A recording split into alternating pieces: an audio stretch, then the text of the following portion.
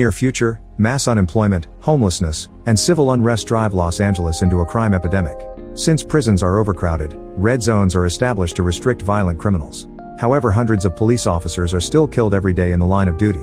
The government forms the Mercy Court, which uses artificial intelligence as judges, jury, and executioner. This reduces the need for lengthy trials, and suspects are judged merely a few hours after their crimes. The AI always assumes that the suspects are guilty unless proven innocent. After 2 years, this program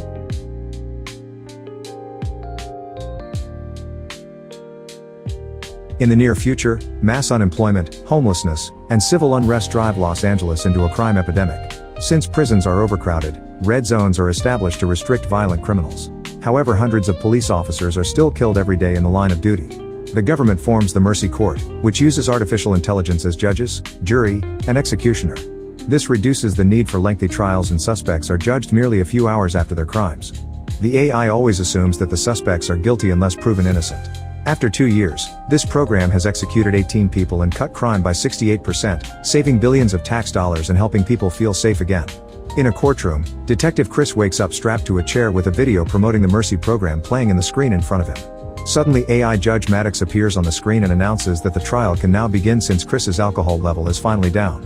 She tells him he was unconscious for almost 6 hours and asks him to swear an oath to tell the truth. After Chris does so, Maddox reveals that he's being charged with the murder of his wife. Bodycam footage shows a team of cops entering Chris's house. They find his wife Nicole bleeding on the floor and their daughter Britt crying next to her. Nicole has been stabbed, and when the cops ask her who did it, she answers Chris's name. He watches the video in horror and freaks out when he hears his name. Maddox mentions that Chris had been alone in the house with Nicole at the time of her stabbing. Since he thinks she's lying, Chris searches the internet and confirms that his name is all over the news. They talk about his arrest and his support of the Mercy program. Chris and his partner Jack caught murderer David, who was the first criminal on the Mercy trial. Then Maddox asks him to plead, so Chris says he's not guilty. However, she's analyzed the evidence to conclude that his guilt probability is 97.5%. He must lower it to 92% to avoid execution, and he has 90 minutes to defend himself. He can use all the information in the Los Angeles Municipal Cloud. The database to which every person and company connects their devices is mandated by law. If he loses, the chair will kill him with a sonic pulse. As a timer appears on the screen, Maddox starts going through the evidence. Chris arrived at work at 8:51, but he never left his vehicle. Instead, he went home. Nicole refused to open the door for him and said he could talk to her through a lawyer. A frustrated Chris punched the camera before opening the door with his own keys. Nicole tried to kick him out before the door closed. Maddox fast forwards the footage, explaining that Chris was in the house for 26 minutes. Shortly after he left, Britt came home from a sleepover and screamed.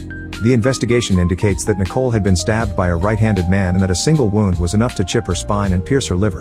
Fresh traces of Nicole's blood have been found in Chris's clothes. After leaving the house, Chris went to the bar to drink, which he tries to deny. Footage from the bar's security camera shows a very drunk Chris fighting the cops when they try to arrest him and even getting tased. That didn't stop Chris from running out of the building and trying to take a random civilian's car, but the cops jumped on him and knocked him out. Chris doesn't remember any of this, and Maddox blames it on the alcohol. He wants to talk to Britt, but the trial only allows calling witnesses and juveniles are excluded.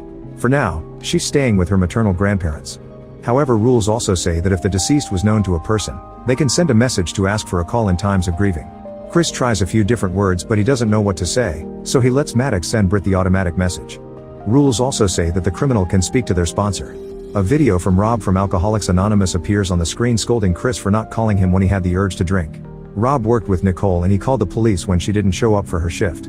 When the video ends, Maddox goes over the couple's profile. Chris and Nicole started dating 20 years ago and got married after 3 years. A year later, Britt was born. Their lives were happy until Chris lost his partner Ray in the line of duty, which pushed him back into alcoholism. This slowly tore the family apart, and Nicole started to consider getting a divorce. Her messages to her family and friends indicate that Chris has lost his temper 57 times in the last 6 months. Another video shows Britt talking to a guy that Chris doesn't recognize. It turns out Britt has secret social media accounts where she posts her party outfits. She tells her friend that her mother is crying and that her father often gets aggressive. At that moment, Britt calls Chris and has a breakdown, so he assures her that he didn't kill Nicole and that he's been arrested by mistake. Unfortunately, Britt's grandfather forces her to hang up. Maddox reminds Chris that he only has 1 hour and 8 minutes left. Chris calls Jack, who is still working on Nicole's crime scene. Chris checks all the case files on the screen before telling Jack to show him around the house. A reconstruction of the crime scene appears on top of Jack's tour. In the living room, there's a broken vase on the floor that may have been defensive. In the kitchen, they've found Britt's bloody footprints and bloodstains on the wall, indicating a struggle. A broken plate shows that Nicole tried to defend herself, and there's a knife missing from a set that matches the stabbing weapon. Chris's fingerprints are on it, but he clarifies that he used it to cook. They've also found fibers, hair, skin, and DNA that match Chris. Next, Chris checks Nicole's phone record since he remembers seeing her texting after their fight. There are no text or calls that match that time, so Chris asks about her work phone. Maddox didn't know that there's a second phone, so she gets the number from Chris's call records and calls it. In the house, Jack hears ringing and follows it to a car outside. She breaks the window and retrieves Nicole's phone, only to discover it's a black market unit that isn't registered to the municipal cloud. The only calls and texts on it were sent to another black market unit. Maddox calls the mysterious number and the person hangs up when they hear her voice. This is still enough to track the location, so Jack heads there on her flying bike. While they wait, Maddox realizes that Chris already knew that Nicole was keeping secrets and informs him that his guilt probability has been reduced to 0.8%. The phone is found in a hotel and is about to go out the back door.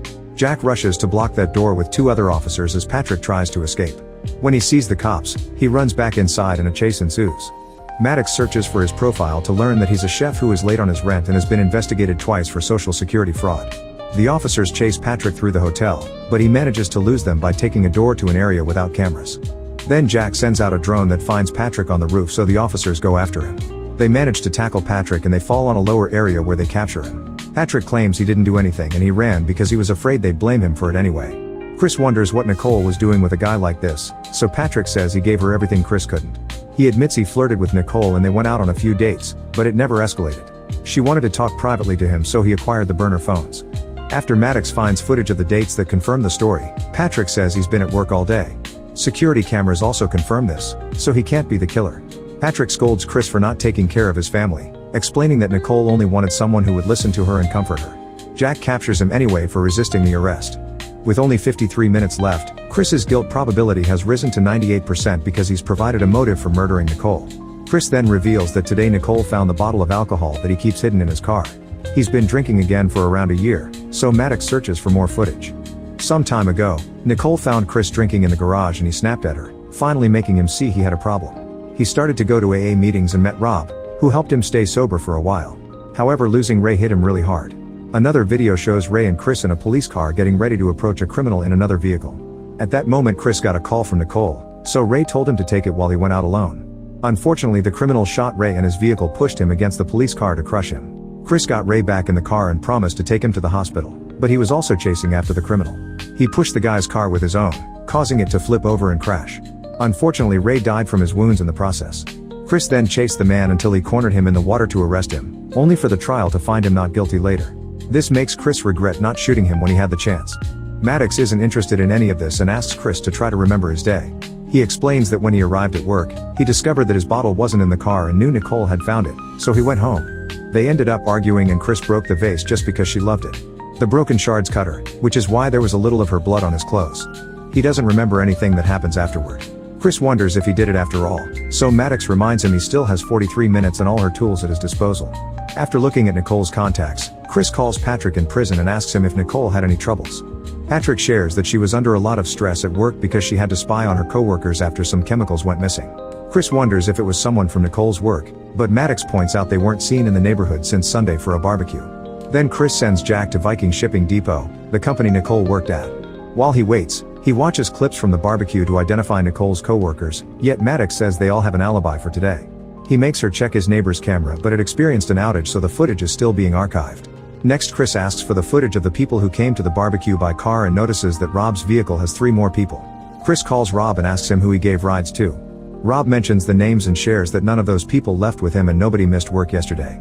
Getting desperate, Chris checks Britt's video from last night again and checks the timestamp. Britt's rant happened while Chris was at work, so he couldn't have made Nicole cry. Since now Britt is potentially a witness, Maddox lets him call her. Britt is now angry with Chris because she's seen the video of his arrest and realized he's been drinking behind their backs. Everyone on the internet thinks Chris is guilty and she wonders if it's true. Her grandfather wants her to hang up, however Maddox forbids it because it's part of the trial. Chris asks Britt what she heard last night, so she explains she heard Nicole cry and some weird noises around the house. A video on her socials shows her searching the house for the noises, and Chris notices that the basement door is open. They never open that door, and Britt says she wasn't there last night. Chris asks Maddox to clear the image and he discovers a hand on the knob. One of the barbecue guests never left the party and hid in the basement for 2 days. To identify the mysterious man, they look into the servers of Nicole's company. By going through the emails, Chris learns that someone has been faking the stock records to cover up the fact that 300 kilos of chemicals have gone missing in the past 6 months. The missing chemical is urea granules, which is used for fertilizers, dermatological products, and illegal substances that are very popular in red zones. A mysterious email asks Nicole to meet at the docks, so Chris searches for the security footage of that meeting. Nicole is seen arguing with Holt, who asked her not to go to the cops and give him a few more days instead. She refused because her job was on the line, and Holt threw his things in frustration. Looking at Holt's emails, Chris discovers he's addicted to gambling. Checking his finances reveals he's drowning in debt and Rob has been bailing him out. This drops Chris's guilt probability to 94.7%. Chris then calls Rob, but it's Holt who picks up. He wishes Chris good luck and goes looking for Rob. While they wait, Maddox tries to find Holt's location at the time of the murder to no avail. Chris asks her to check his neighbor's camera again and they see something moving in the bushes, but the footage hasn't been fully uploaded yet. Soon Holt returns to the phone and says he couldn't find Rob. Chris accuses him of stealing the chemicals, so Holt reveals the truth. It was Rob who was stealing. Since Holt felt he owed Rob many favors, he tried to help him with Nicole. Now he can't find him, and a coworker says that he left in a truck. Holt also reveals that Rob didn't come to work yesterday and the last time he saw him was at the barbecue. That day Rob asked Holt to give the others a ride in his car while he stayed a little longer. Maddox tracks the missing truck and Chris sends Jack after it, remembering that Rob has a gun license. At the same time, the neighbor's footage has finally finished uploading and they see Rob coming out of the neighbor's car trunk. This only drops Chris's guilt probability to 93.4, which makes him mad. He tries arguing with Maddox and the philosophical questions he asks make her glitch a few times. With only 19 minutes left, Chris contacts some friends in the force and tells them about Rob's guns. Jack and this team surround Rob's house and break in, but they don't find him anywhere. Chris notices there's no truck parked outside, making him realize that Rob took the tracker out of the truck and left it at home. Maddox searches for the truck around the city but she doesn't find its license plates, which means Rob took them off. Chris asks Jack to send an alert for a Viking shipping truck. In Rob's house, the cops find a broken picture with a hand on the torn edge. Rob was raised in a children's home and his records were lost in a data hack, so it'll take Maddox a while to find the photo online. In the garage, the cops find the chemicals and burned evidence. Tools indicate he wasn't selling the chemicals, he was cooking them to sell as illegal substances. The truck's plates are also there with a book that teaches how to use chemicals to make explosives. If Rob has made a bomb, they need clues to know who the target will be. Suddenly the cameras find the truck in the street, heading downtown very fast. At the same time Maddox finds the rest of the old picture and reveals that the other boy is David, the first criminal killed by Mercy. David and Rob were brothers, but Rob was adopted alone and his surname was changed by his new parents. Rob befriended Chris after David's death, which means it was part of his plan. Chris realizes Rob wants revenge and the bomb is coming to the courtroom. A drone then gets close enough to the truck to confirm that Rob is driving. He's speaking to someone sitting next to him but they can't see the passenger. Getting suspicious, Chris calls Britt but it's his father-in-law who answers. He says Britt went outside for fresh air. Chris checks his in-law's security camera and discovers that Ron kidnapped Britt. At that moment the cops in Rob's garage find a timer. They immediately start running and most of them manage to get out before the house blows up in a huge explosion. As many officers burn down, Chris tries to contact Jack to no avail. The garage bomb only had a small amount of the chemicals, so Maddox concludes that the bomb in the truck has the rest. That means it'll blow up the entire city. Then Jack calls Chris to confirm she's fine and agrees to go after the truck. Now Chris's guilt probability finally drops to 0. Maddox wants to stop the trial but Chris refuses because he wants to keep having access to the system to stop Rob. When Maddox points out that he only has 9 minutes left and the chair could kill him, he doesn't care because he wants to save the city. This emotional logic makes Maddox glitch, so Chris explains to her how they can work together for the greater good. Maddox agrees to continue with the trial. Police cars are now following the truck. They try to block it many times, but Rob always dodges them or pushes them. As the news starts recording the chase, Rob drives faster and hits civilian cars too. A police vehicle ends up crashing into a store. When the truck reaches the bridge, a SWAT helicopter tries to lower one of its agents. More police cars try to block the way but Rob drives through them at great speed and the agent has nowhere to land. Jack has no choice but to order her men to take Rob out, ignoring Chris when he reminds her that Britt is also in the truck. Even Maddox agrees it's the best plan. A remote control car is sent out with an explosive and passes under the truck, however the connection fails and it doesn't blow up. Chris wonders if Maddox hacked it, but she doesn't answer. With only 4 minutes left, Maddox sends an alert to evacuate the area. Chris asks Jack to fly in front of the truck and sees Britt begging for help while he tries to make Rob see reason. Furious, Rob explains that David was innocent but when he's about to say more Jack opens fire. This makes her lose control of the bike and she falls off. The truck then crashes right into the court building. At the same time the chair starts getting ready to kill. Maddox doesn't answer because the power has gone out so the system is working on a spare battery.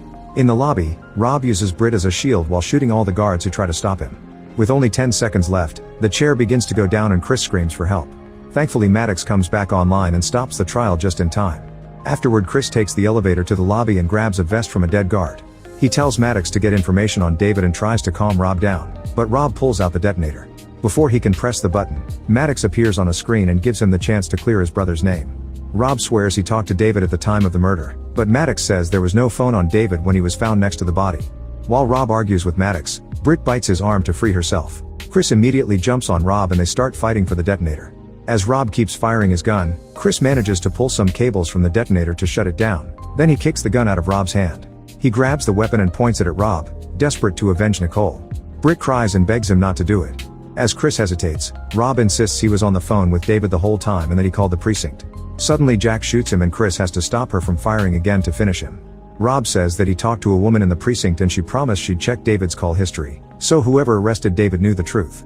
Maddox checks the precinct's calls and confirms that someone looked into Rob's history to find